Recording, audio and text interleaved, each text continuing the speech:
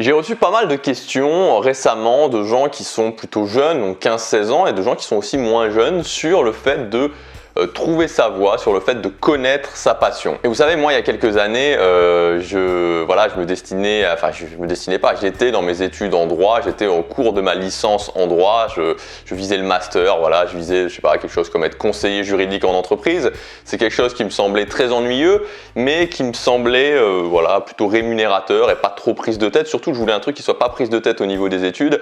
Et le droit, c'était assez facile parce que concrètement, le droit, en tout cas, enfin moi, là où j'étais, donc à l'université de Nice, Sophia Antipolis, on vous demandait pas grand-chose en droit, si ce n'est retenir beaucoup de matière, c'est-à-dire être capable de retenir beaucoup de matière, et puis après d'avoir un minimum d'esprit logique, un minimum d'esprit de synthèse pour appliquer cette matière aux dissertations qu'on vous demandait de faire ou aux cas pratiques qu'on vous demandait d'étudier. Mais il y avait une question qui me trottait dans la tête, c'était pourquoi je faisais ça, pourquoi je faisais ces études en droit, enfin qu'est-ce que j'allais faire une fois que j'allais être conseiller juridique, même si je gagnais 2, 3 ou 4 000 euros par mois, et surtout c'était quoi ma voie, quelle était ma voie. Et je ne sais pas si vous aussi vous posez cette question, si vous vous êtes posé cette question, si vous posez toujours cette question de vous dire ok, c'est quoi ma voie, c'est quoi le chemin que je veux faire dans ma vie, c'est quoi ma vision, qu'est-ce que je voudrais laisser derrière moi dans ma vie, pourquoi je voudrais qu'on se souvienne de moi le jour où je serai plus là,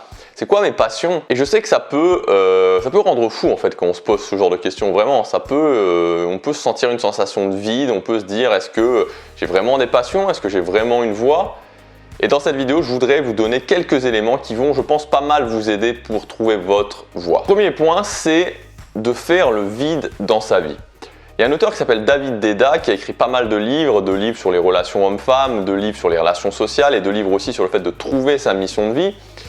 Et qui explique que finalement, quand on est en mode pilote automatique, c'est-à-dire que quand on a tendance à avoir une vie qui est surchargée, vous savez, métro, boulot, dodo, on a plein de choses à s'occuper, c'est difficile de trouver sa voie à ce moment-là. Quand on est trop surchargé, c'est compliqué de trouver sa voie parce qu'on est dans une sorte de routine et ça nous empêche de réfléchir.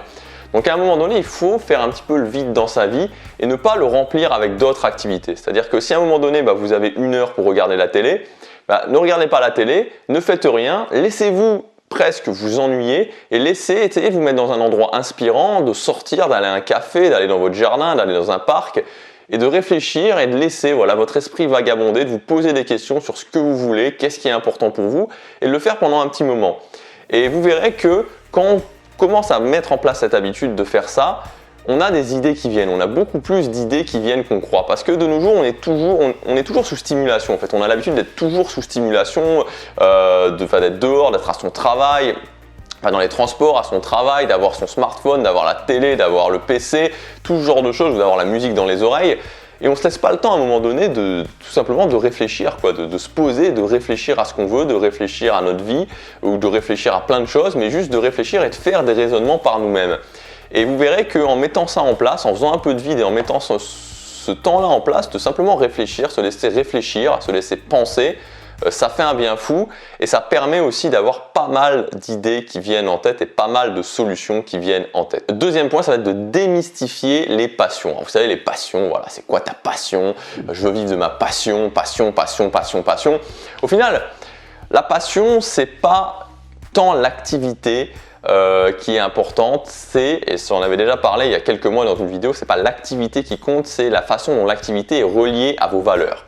Je vous donne un exemple, moi j'ai une valeur qui est reconnaissance, c'est-à-dire que j'ai envie quelque part d'avoir de la reconnaissance, et j'ai une autre valeur qui est faire la différence dans la vie des gens, c'est-à-dire apporter quelque chose aux gens. Et il y a quelques années, il y a pas si longtemps que ça, j'étais dans un projet musical qui me permettait d'avoir de la reconnaissance, c'est-à-dire quand j'étais sur scène, qu'on jouait avec mon groupe, et en même temps en écrivant des chansons, en sortant des chansons, de faire une différence dans la vie des gens, parce que ça pouvait leur apporter des émotions, ça pouvait leur faire passer des moments difficiles dans la vie. La musique c'est quelque chose de très important, très relié à nos émotions, et donc c'était vraiment relié à mes valeurs et c'était une passion. Et maintenant aujourd'hui je suis dans l'entrepreneuriat, et dans l'entrepreneuriat finalement j'ai une certaine reconnaissance, c'est à dire que sur YouTube il y a des gens qui me voient, après je ferai des conférences, donc ça nourrit cette valeur de reconnaissance, et je fais aussi une différence dans la vie des gens avec les commentaires que vous me laissez, les gens qui ont suivi mes formations et qui me renvoient des messages. Des fois je suis là, je me dis waouh quoi, ça a un impact réel dans la vie des gens, c'est vraiment ça me rend vraiment heureux. Et vous voyez finalement que deux activités qui n'ont pas grand chose à voir, c'est-à-dire la musique d'un côté et l'entrepreneuriat de l'autre, ça peut être deux passions, et c'est deux passions pour moi parce que c'est relié à mes valeurs. Donc notez bien que la priorité, c'est de nourrir vos valeurs, et c'est d'abord les valeurs et ensuite les passions, mais la passion, ce n'est jamais qu'une activité qui nourrit vos valeurs. Le deuxième point, c'est que la passion vient après. Vous savez, aujourd'hui, j'ai une réelle passion pour faire des vidéos, j'aime beaucoup me filmer, j'aime aussi voilà, les appareils photo, essayer d'améliorer les choses, de travailler au niveau de l'éclairage. Je me dis aussi que j'ai envie de faire des photos, de commencer à me lancer là-dedans. Alors qu'il y a quelques années en arrière, le fait qu'on me prenne en photo, c'était insupportable pour moi. Donc, c'est quelque chose qui, à la base, n'était pas une passion et qui est devenue une passion. C'est un petit peu la même chose pour le voyage, c'est-à-dire qu'il y a quelques années je voyageais pas, je détestais ça. Maintenant le fait de voyager, de découvrir de nouvelles choses, c'est vraiment devenu une passion. Donc souvent c'est pas une passion dès le départ, c'est pas un truc qui vous tombe dessus et que vous dites oui c'est ça. Au départ c'est difficile, au départ c'est compliqué, mais on persévère, on continue, on pousse contre la force de résistance et petit à petit on commence à trouver du plaisir, petit à petit on s'aperçoit que ça nous rend heureux, que ça nourrit nos valeurs et que ça devient une passion. Et enfin, le dernier point, c'est tout simplement de se lancer. C'est-à-dire qu'à un moment donné, quand on a bien réfléchi, quand on s'est posé des questions, ok, on fait vraiment avec la meilleure idée qu'on a sur le moment. Et ce qui est important, c'est de faire avec la meilleure idée qu'on a sur le moment et d'y aller, de se fixer un objectif et d'aller à fond sur cet objectif. De ne pas être toujours en train de se demander, de se poser la question, est-ce que c'est vraiment ce que je veux faire? Est-ce que je suis vraiment fait pour ça? Est-ce que c'est vraiment ma mission de vie? Est-ce que c'est vraiment ma voie? Tout ça, ça sert à rien. Il faut faire avec la meilleure idée qu'on a sur le moment, y aller à fond et ajuster au fur et à mesure. Et croyez-moi, c'est beaucoup plus productif de fixer un objectif et de réussir un objectif qui est peut-être pas 100% aligné avec votre voie, qui est peut-être pas 100% aligné avec votre mission de vie, si tant est qu'il y ait vraiment une mission de vie. C'est beaucoup plus productif de le faire, d'atteindre l'objectif, que de passer une année à se dire est-ce que c'est fait pour moi, qu'est-ce que je veux faire, je ne sais pas ce que je veux faire, etc., etc.